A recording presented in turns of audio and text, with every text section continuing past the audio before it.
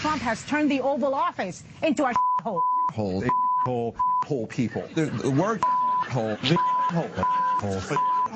Hole countries. I'm a proud holer. This story is full of holes.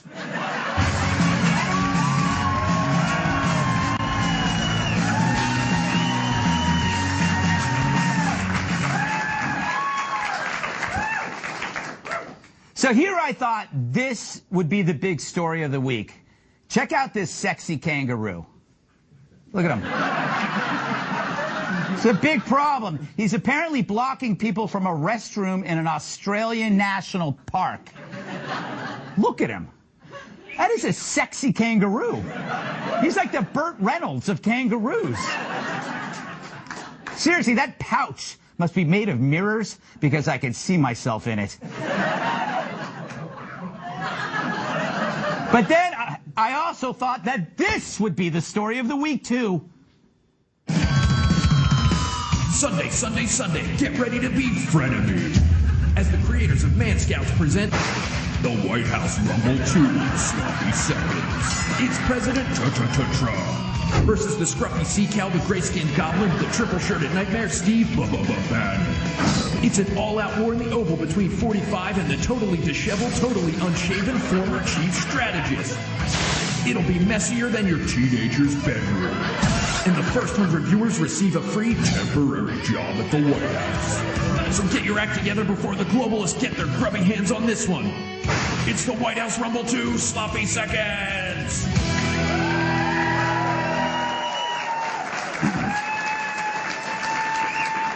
But you know, all of that, it seems like years ago. Trump has this uncanny ability to warp time. Whatever we were talking about on Thursday, it seems like it happened in the 90s. And not the 1990s.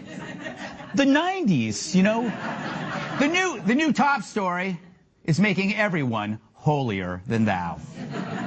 For him to claim that all the countries of Africa are holes is woefully ignorant. Whole country. Whole countries. So-called whole countries. Hole. Considered a hole.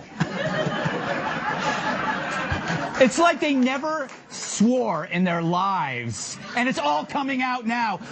I hope Trump introduces a new vulgarity every week just so they can repeat it over and over again. All right. They're applauding that. But it's not like they've ever used that word or intent. If you're in the New York media and you're outraged by that word, you are a hypocrite because you use that word all the time, mainly to describe any gym that doesn't have a juice bar, or a pub that doesn't serve craft beer, or any place that's beneath your standards of comfort and luxury. Now, Trump denies he worded it this way, but come on. Other men in the room say otherwise, which leads me to conclude, what a bunch of tattletales. Anyway, I wish he would clean up his act, but come on, the media is treating this word, which is not a deed, like it's Armageddon. A white honky from Norway can come here, but a black dude from Haiti can't. What does that tell you in an America that in one generation called you an We're no different than we were a generation ago, and we're learning the same lessons that we learned when we called a Chinese man a when we called a man from Guatemala and we called a black man a Did he just say all of that? That's wrong. I think we need something to calm me down.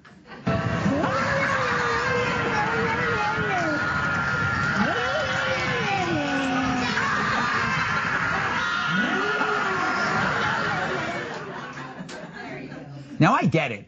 Trump's rhetoric makes him a heavy lift. You know what he is? He's that 2-hour drive for 30 minutes at the beach. But when the media turns this into this collective dewy-eyed drama queen, I start to think the drive, it's worth it. Fact is, we have a president who talks like this, and this isn't even the worst thing he said. But I look at it this way. Who would you rather have operate on your kid? A great doctor who's an Or an incompetent guy who's a charmer. We know what we got. But here's the thing, as long as Trump's actions are good, we'll probably live with a not-so-good rhetoric. But if things start turning south, then who knows? But so far, so good. Remember this. We want to see something happen with DACA. It's been spoken of for years. Fact is, our country was such a mess, nobody even knows what the numbers are. But we'll know what the numbers are. But above all else, any bill we pass must improve jobs, wages, and security for American citizens. The people who elected us, all of us, the people that elected us, we have to take care of them. Now, Trump did so good that he even drew praise from Trump. My performance, some of them called it a performance, I consider it work. But got great reviews by everybody other than 2 networks who were phenomenal for about 2 hours. He just graded his own paper and gave himself an A. No, an A's probably not high enough. An AAA. And for CNN, it wasn't just a meeting. It was a gosh darn sausage party. TV sensation of sausage making. That was great. It is great for people to be able to see the, as Chris calls it, the sausage making spectacle. Before we dig into the dazzling spectacle that we saw yesterday of sausage making. That was like 3 days ago. They were so happy back then. Sausage! But not everyone was on board. Check out this pair of nuts. This was nothing more than a dog and pony show where he was using Democrats and Republicans to try and show that he was fit, when in truth he actually showed that he had very little command of the issue. I had some friends that went to Paris over the holiday, and they said they were viscerally... Paris, Texas, right? Paris, France. Oh, Paris, France. And they said they were just viscerally embarrassed to be Americans. They said it was the first time that it was sort of chilling. Grandpa kept kind of wandering back and forth, and he had to be reminded time and time again by Republicans what he believed.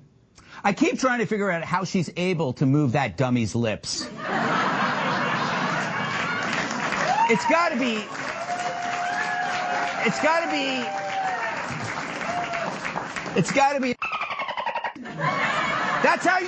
That's how you work a dummy. Anyway, no matter what Trump does, they're going to gripe, but he doesn't help himself with his rhetoric. Still, America rolls along, content as baby leopards. Small business optimism is at an all-time high. Yeah, that works. The economy is chugging along. Companies are giving bonuses, benefits, and wage increases to their employees. He's coerced North Korea to the table. Iran is bubbling with a secular revolution.